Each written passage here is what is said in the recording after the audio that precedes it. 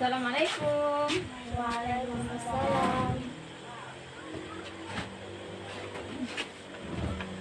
Bagaimana kabar anak ibu hari ini? Alhamdulillah. Adakah yang tidak hadir? Tidak. Alhamdulillah. Kehadiran anak ibu sangat luar biasa ya. Semoga kehadirannya selalu full dan semoga tidak ada saudara kita yang terkena sakit. Nah, baiklah anak-anak ibu, silakan dipilih dulu sampah-sampah yang berserakan di dalam kelas.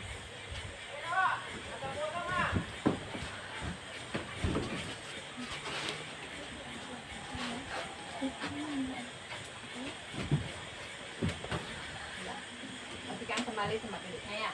Alhamdulillah anak ibu, kelas kita sudah rapi hari ini.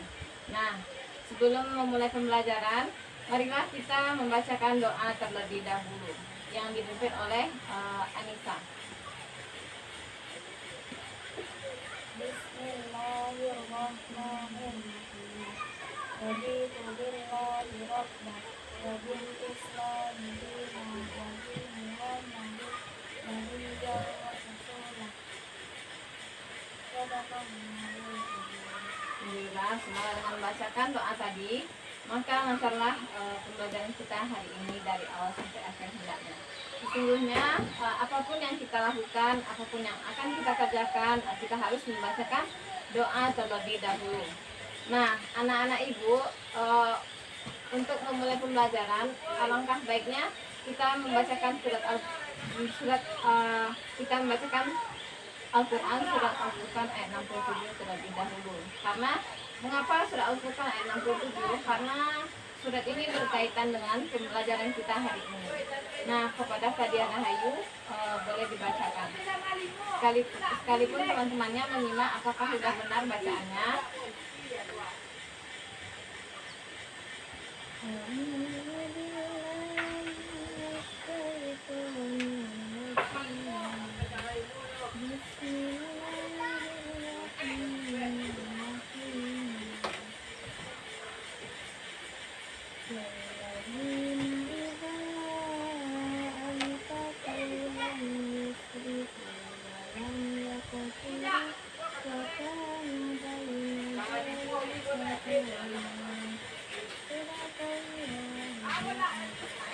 Nah, alhamdulillah anak-anak ibu sudah lancar membaca Al-Qur'annya ya. Mohon dipertahankan terus bagaimana membaca Al-Quran yang baik dan benar. Nah, baiklah anak-anak ibu sedikit memberikan gambaran. Ada seorang temannya yang tidak mempunyai uang. Nah, namun temannya itu mau pulang dan rumahnya jauh. Nah, apa yang anak-anak ibu harus lakukan? Meminjamkan uang, boleh. Nah, saran ibu ya, sedikit memberikan saran. Sebaiknya anak-anak ibu kalau ada uangnya berlebih, boleh dikasihkan ke temannya. Karena itu termasuk perintah dalam surat Al-Furqan ayat 67. Nah, baiklah anak-anak ibu, sekarang kita belajar tentang pola hidup sederhana dan perintah menginfakkan hartanya kepada du'afa yang sangat membutuhkan karena mereka termasuk orang-orang yang kekurangan. Nah, anak ibu bagi menjadi 3 kelompok. Nah, kelompok 1, kelompok Ayu, itu membahas surat Al-Furqan ayat 67.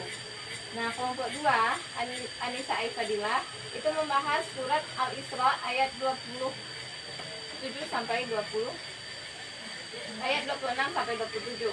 Nah, Raisa itu membahas surat Al-Isra ayat 29 sampai 30. Nah, ibu beri waktu 3 menit untuk membahasnya. Nah, dipersilakan untuk membahas. Nanti setelah itu dipresentasikan dan ibu akan menjelaskan.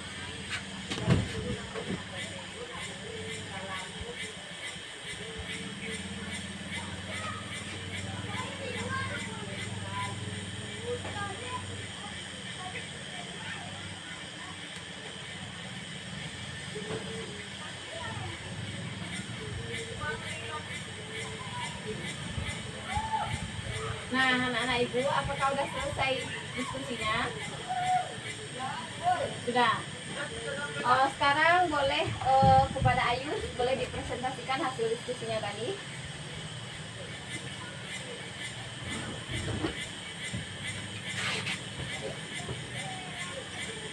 surat Al-Furqan ayat 67. Maksud dari surah Al-Baqarah ayat 67 adalah meningkatkan sebagian dari hartanya dan tidak pula kecil dan tidak pula berlebihan. Nah, jadi ibu beri gambaran penjelasan dari surat Al-Furqan ayat 67 adalah tidak kikir dan menginfakkan hartanya tidak berlebih-lebihan. Nah, yang dimaksud di sini adalah menginfakkan hartanya tidak berlebih-lebihan, yaitu kita punya uang 10.000. Nah, namun karena kita sangat butuh 8.000, kita boleh hanya menginfakkan 2.000. Nah, jangan kita infakkan seluruhnya. Dan kita tidak boleh menggunakan harta terlalu berlebih-lebihan. Lebih baik hartanya diinfakkan kepada orang-orang yang membutuhkan. Nah, tidak boleh kikir atau pelit. Nah, selanjutnya kepada kelompok 2 silakan dipresentasikan surat Al-Isra. Surat Al-Isra ayat 26-27. Dan berikanlah haknya kepada kerabat dekat, juga kepada orang miskin dan orang yang banyak keturunan. Dan janganlah kamu mengambil-ambilkan hartamu secara bebas.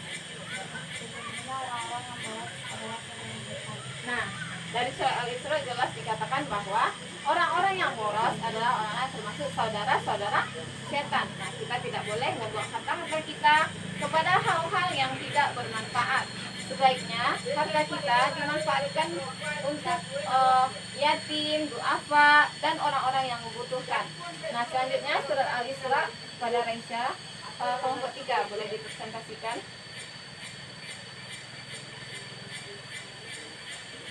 Ayat 29 sampai 30.